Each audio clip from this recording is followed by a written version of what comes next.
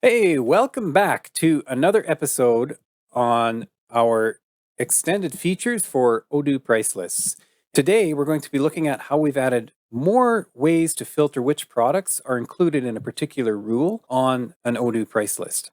Specifically, we've added the ability to filter by product brand and the ability to filter by the product's vendor.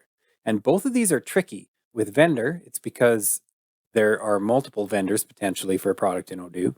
And with brand, there's no such thing as product brand in Odoo. You have to add this yourself. Or you can use an attribute, but an attribute only gets you so far because if you have product brand, there's a whole bunch of other things you should be doing when you include product brand.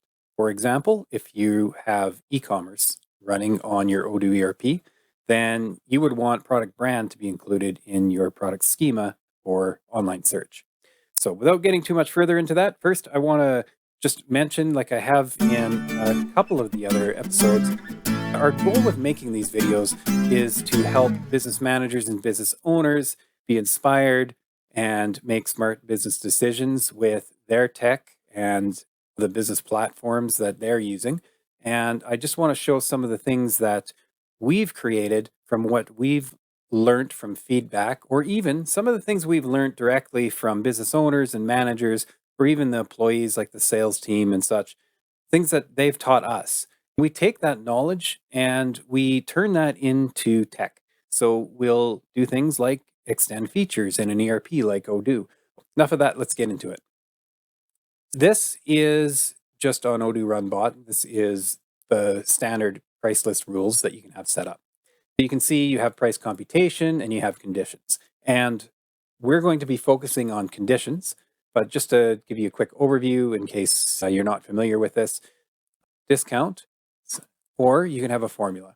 And if you're using formula, you can base that formula on the sales price, cost, or other price list. And then there are a few other fields that you can use here as well. We're not going to get too much into that. We're going to talk about conditions. For conditions, you can apply whatever this computation is on all of the products you have in your inventory. You can apply it on a particular product category. So this one's pretty useful. Yeah, so if you wanted to apply this one on all of your office furniture, for example, or you could choose a particular product. So if you wanted it on your bacon burger, and finally on product variant. So that's how Odoo works in terms of what products this price list rule affects. This is it. Apply on either all products, a product category, or a single product. That's what it comes down to. Now let's open up our extended version of this price list rule configurator. So here you can see under computation. So again, there's these two areas, price computation and conditions. And you can see under computation, we've added an additional thing here, markup or margin formula. And we're not going to get into that now. This is sort of like their formula one, but it has, well, quite a lot more functionality. What we're discussing currently is where you can apply any of these computations. In that other one I showed you, you might remember you had all products and you had product category and you had product and product variant. So the additional things here are brand, primary vendor, brand plus vendor, and brand plus category, and vendor plus category. So quite a lot different. There's also another setting where you can choose whether vendor or brand would be a higher priority. So let's say you want to feature all of the products by brand MRT in your inventory. You just select brand, choose MRT. So let me show you an example. Let's do a simple one. Let's do a discount of, say, 10% on, actually, let's do something better than that.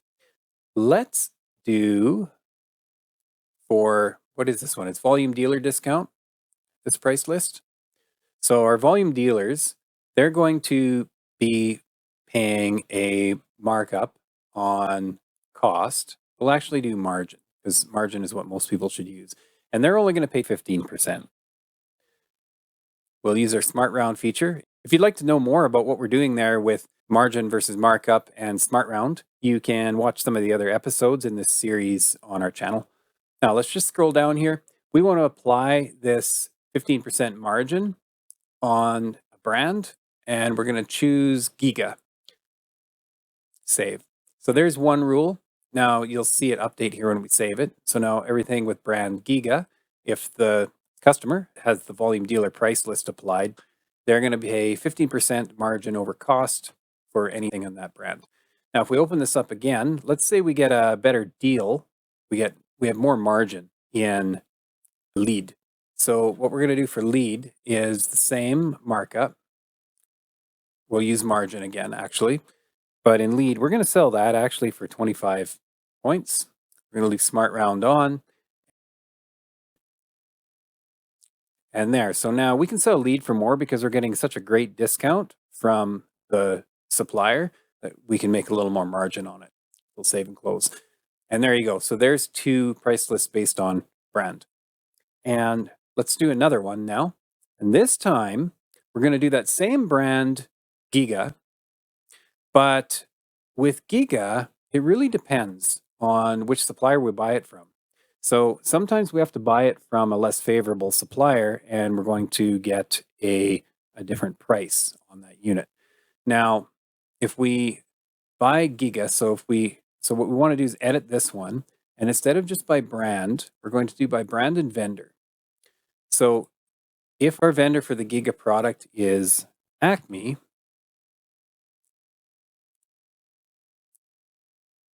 then that 15% margin is what we're going to sell it for.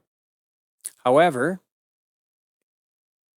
we're going to do the same thing here at only a 12% margin, or let's do 10. For product, we're not going to do product category, we're going to do branded vendor again. This time, the vendor is going to be Double D Drones. The brand again will be Giga. And we'll save and close. And we'll just save this. So now you can see any items from the brand Giga purchased from Acme Dynamite. We're going to sell that at a 15% margin over cost to our volume dealers.